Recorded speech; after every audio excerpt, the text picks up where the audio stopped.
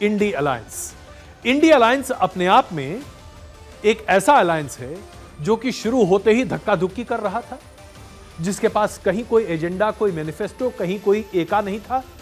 और अब चुनाव खत्म होने से पहले ही एक बार फिर से एक दूसरे से मार पिटाई, सिर पटौल शुरू हो चुकी है साहब। समझ नहीं आता कि आखिरकार इंडी अलायंस के तमाम घटक दल करना क्या चाहते हैं। एक तरफ तो इंडी अलायंस के नेता एक से एक बढ़ चढ़कर दावे कर रहे हैं और दूसरी तरफ उनका जो आचरण है वो बिल्कुल अलग है।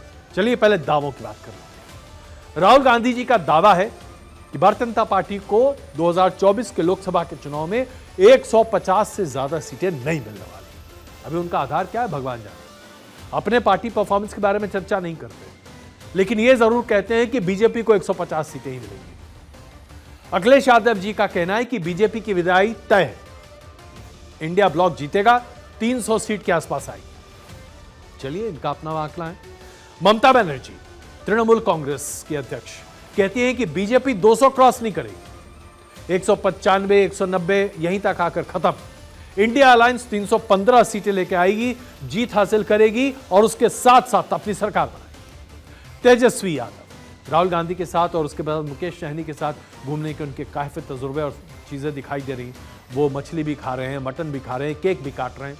उनका कहना है कि इंडिया गठबंधन 300 से ज्यादा सीटें लेकर आ रही है, सरकार इनके बनने वाली है साहब।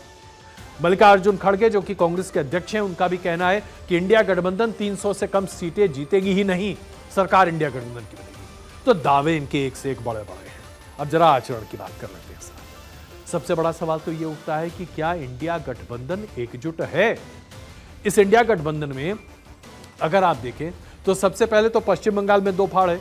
कांग्रेस और टीएमसी आमने सामने है और टीएमसी कहती है कि हम बाहर से समर्थन देंगे, सरकार में शामिल होंगे कि नहीं इस पर हम डिसाइड करेंगे।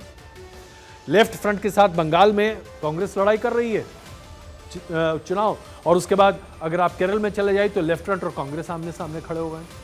तो इस तरह के कई विरोधाभास हैं, लेकिन ये विरोधाभास खुलकर तब सामने निकल कर आते हैं जब 1 जून को एक इंडी अलायंस की बैठक की प्रस्तावना सामने रखी जाती है।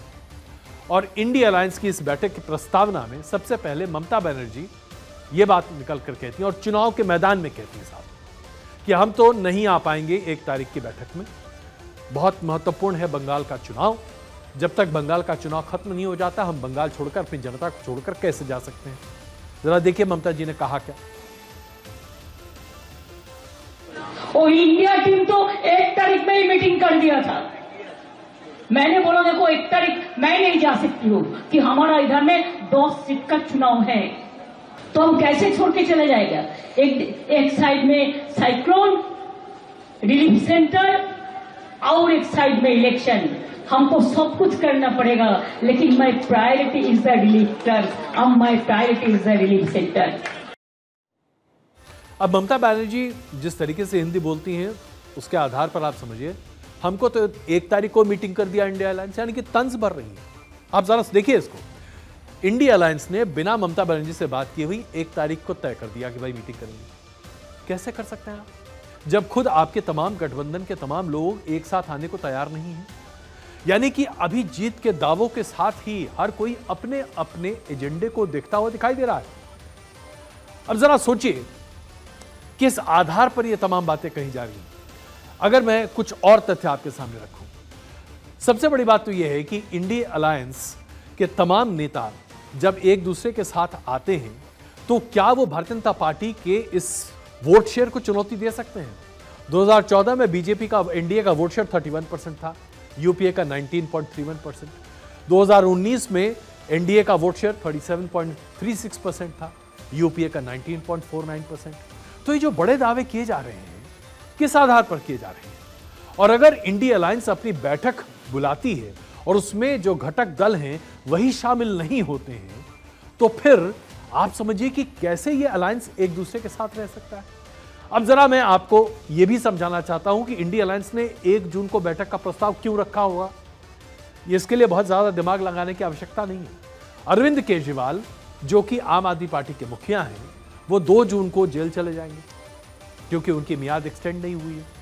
तो 1 जून को अगर बैठक नहीं होगी तो 2 जून के बाद तो अरविंद केजरीवाल जी बैठक में शामिल हो ही नहीं सकते। अब देखिए इसी को कॉन्फ्लिक्ट ऑफ इंटरेस्ट कहते हैं। एक तरफ अरविंद केजरीवाल जी की वजह से 1 जून को बैठक की बात कही गई, दूसरी तरफ 1 जून को ममता बनर्जी आ नहीं सकती, यानी कि अब विरोधाभास शुरू है। अब अरविंद केजरीवाल जी जरूरी क्यों हैं? अरविंद केजरीवाल जी इंडी अलायंस की बैठक में जरूरी इसलिए हैं क्योंकि दिल्ली में कांग्रेस के साथ मिलकर चुनाव लड़ रहे हैं। पंजाब में किस तरीके से आम आदमी पार्टी और कांग्रेस का गठजोड़ बैठेगा और क्या अरविंद केजरीवाल को इग्नोर करने से पंजाब में कांग्रेस को नुकसान होगा, यह बड़ी चिंता थी कांग्रेस की। शायद यही वजह है कि 1 जून की बैठक रखी गई साहब, वरना क्या आवश्यकता थी, बाद में भी रखी जा सकती थी। अब तमाम पॉलिटिकल एक्सपर्ट्स क्या मान रहे हैं?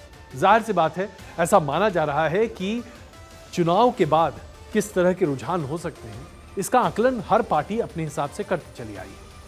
अगर आप इंडी अलायंस के आधार पर देखें तो ममता बनर्जी को शायद ये बात पहले से समझ में आ रही होगी कि हमें यह देखना चाहिए कि इंडी अलायंस की बैठक से पहले कि अलायंस का वोट शेयर और अलायंस की सीटें आती कितनी हैं।